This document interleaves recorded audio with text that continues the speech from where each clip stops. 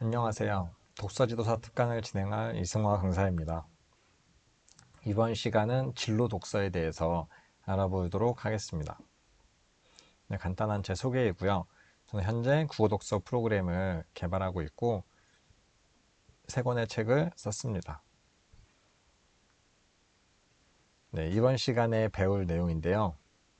이번 시간에는 진로 독서의 개념과 진로 교육의 단계, 그리고 진로 독서의 적용과 실습에 대해서 알아보겠습니다.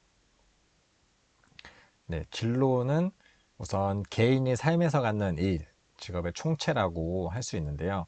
여기에 이제 독서의 개념이 포함됐어요. 추가돼서 결국 진로와 관련하여 도서를 선택하여서 읽고 또 자신의 진로를 탐색하는 활동이라고 할 수 있어요. 결국 우리가 진로 독서라는 이야기를 많이 하는데 결국 진로를 찾는데 이제 책이 또 영향을 미치고 도움을 주는 걸 진로 독서라고 할 수 있습니다. 우선 진로 교육의 단계부터 해서 살펴보겠습니다. 우선 진로 인식, 진로 탐색, 진로 준비, 진로 선택, 이제 네 가지 단계별로 진행이 되는데요.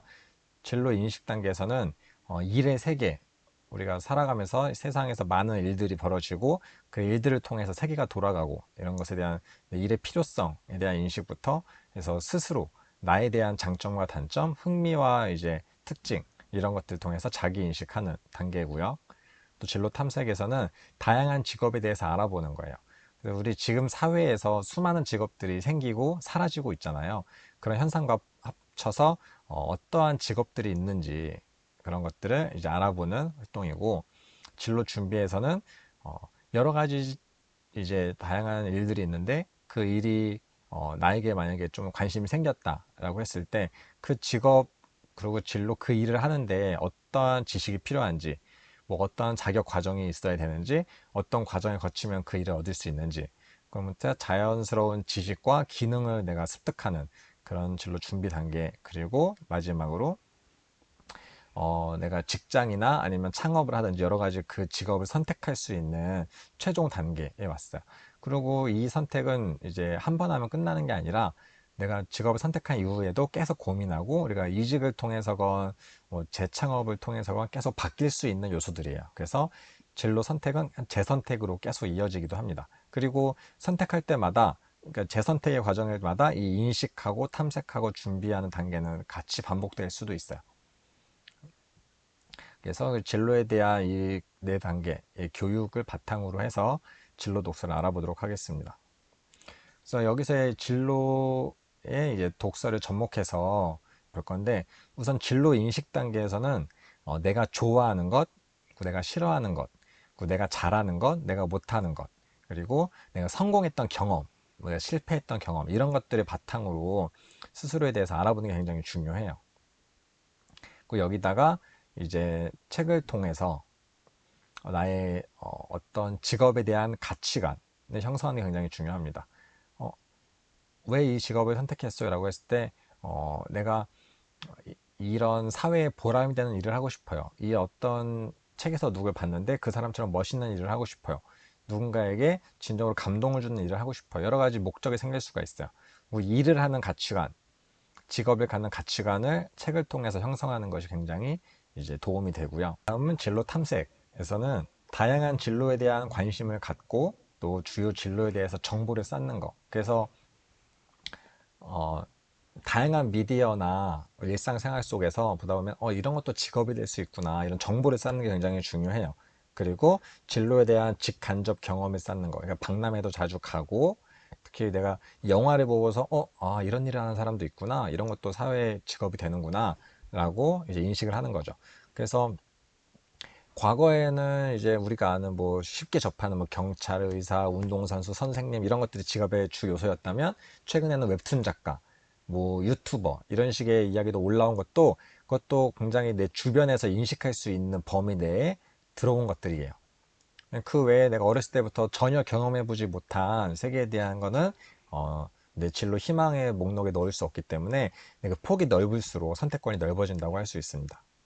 그래서 책을 통해서 다양한 대리 경험을 할 수 있어요. 책을 통해서 어떤 인물이 그 직업을 갖는 과정, 그 인물이 그 직업을 행하는 과정을 통해서 직업에 대해 알 수 있고, 또 아예 대놓고 직업에 대해 소개한 책들을 통해서 세상에 이런 직업들이 있구나 이런 것들 간접적으로 정보를 얻을 수도 있습니다. 네, 세 번째는 진로 준비하는 단계인데요. 그래서 진로를 위한 학습, 또 필요 요소 같은 걸 채우고 진로를 위한 전문성을 쌓고 또 방향성 있는 나만의 포트폴리오, 나의 독서 이력 같은 걸 쌓을 수 있어요. 그래서 책을 통해서 나의 전문성을 향상할 수가 있습니다. 내가 어떤 선생님을 하고 싶다, 국어 선생님을 하고 싶다 라고 하면 국어 선생님이 되기 위한 나의 전문성 확보를 위한 많은 책을 읽고 많은 공부를 하는 것. 의사나 간호사가 되고 싶다. 의사가 간호사가 되기 위한 과정에 필요한 공부, 이런 것들을 책을 통해서 할 수가 있어요. 그래서 이렇게 진로 독서를 접목할 수 있고요. 지금까지 여러 가지를 정보를 알아보고 내가 준비까지 했어요. 마지막에 선택을 해야 되죠. 그래서 뭐 여러 가지 선택권이 있을 거예요. 회사로 따지면 뭐 A, B, C 여러 회사 중에서 내가 골라야 돼요. 그럼 뭐 복지, 연봉, 나의 보람, 여러 가지 가치관의 우선순위에 따라서 선택을 하겠죠. 그러면서 가치관을 이제 다시 한번 돌아보면서 우선순위를 고민하는 것. 그리고 또 은근히 환경적인 요소. 그러니까 내가 집에서 출퇴근을 할 수 있는지, 지역이 어디에 위치해 있는지, 거기서 뭐 어떤 업무를 하는지 여러 가지 환경적인 요소를 고려하고 또 선택한 내에서도 많은 사람들이 뭐 1년 이내에 그만두는 경우가 많아요. 어렵게 들어간 직장이더라도 그러면서 업무에 적응하는 거, 그리고 그 안에서 다른 부서로 옮기거나 이직을 하는 여러 가지 새로운 선택상도 포함하고 있어요. 여기서 독서가 어떻게 도움이 되냐면 책을 통해서 나의 가치관을 확인하는 것, 그리고 다양한 나의 여러 가지 선택권, 그러니까 시야를 확장하는 것, 그리고 중간중간 업무를 적응하는 데 도움이 되는 전문성을 쌓는 것, 또 다른 이직을 위해서 다른 업을 알아보는데 선택의 시야를 넓히는 것, 뭐 여러 가지 요소로 책이 도움이 이제 됩니다. 진로 독서를 실습하는 시간을 가져볼게요. 결국은 진로를 얻는데 책이 도움을 준다라고 했을 때 어떻게 도움을 줄 수 있는가에 대한 예시예요. 그래서 예를 들어서 앵무새주기란 책을 읽었어요. 앵무새주기란 소설을 읽고 나서 감동적인 소설인데 핀치 변호사가 이제 그 당시에 굉장히 인종차별이 심한 시대에 정말 정의에 맞는, 그러니까 인종차별에 응하지 않는 그런 변론을 하고 이제 구해주는 변호사의 역할을 보고 나서 우와, 나도 저런 변호사가 되고 싶어 라는 식으로 문학 작품을 통해서 간접적인 경험을 쌓을 수 있죠. 특히 소설 같은 경우에 다양한 인물들이 소개가 되기 때문에 그 인물들을 통해서 대리 경험을 할 수 있고요. 또 이렇게 아예 직업인이 쓴 에세이들을 통해서 직업의 깊은 내면도 알 수 있어요. 그래서 검사 내전, 판사 유감. 그래서 이건 두 유명한 검사와 판사님이 쓰신 에세이예요. 우리가 검사하면 생각하는 딱딱한 이미지, 뭐 판사하면 생각하는 딱딱한 이미지들 있을 수 있겠지만, 그래서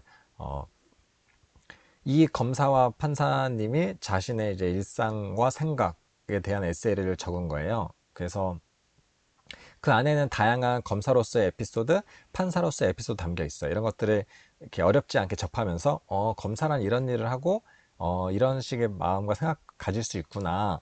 그런 알다 보면 간접적으로 내 경험이 쌓이고, 사실 이분들의 에세이고 문학이기 때문에 대표성을 띠진 않아요. 검사 내에서도 판사 내에서도 그냥 다양한 직군이 있고 나눠져 있는데 한 개인의 생각이라서 모든 판사님, 모든 검사님 이렇진 않지만 내가 그냥 호기심을 유발하고 관심을 가는 데 큰 도움이 돼요. 그래서 주관적인 느낌이지만 이런 문학 작품이 나의 태도를 형성하는데 그러니까 일에 대한 가치관, 직업에 대한 가치관에 대한 태도를 형성하는 데 큰 도움이 됩니다. 그래서 문학 작품을 통해서 대리 경험을 하는 것이 있고요. 다음은 이제 지식서를 통해서 본격적으로 이제 직업에 대한 정보를 얻는 거예요. 좀 더 객관적인 정보를 얻는 건데, 그래서 어렸을 때부터 아이의 시리즈식으로 이제 직업에 대한 이야기가 많이 나와요. 특히 요즘은 진로 직업, 우리의 일자리에 대한 문제가 계속 중심 화두와 교육적 화두기 때문에 어려서부터 당신은 어떤 직업에 어울립니까? 당신은 어떤 직업에 적합합니다. 이런 것들을 말해주기 위한 환경들이 많이 갖춰져 있는데, 그런 면에서 어려서부터 이게 어렵지 않게 이제 재밌는 그림책부터 해가지고 다양한 일에 대해서 그 일을 하는 사람에 대해서 알 수 있는 이런 책들이 많이 구성이 되어 있어요. 이런 것들은 어떤 정보를 얻는 거죠. 이런 직업을 이제 얻으면 이런 일들을 한다. 이런 식의 정보들을 얻는 시리즈들이 많이 있습니다.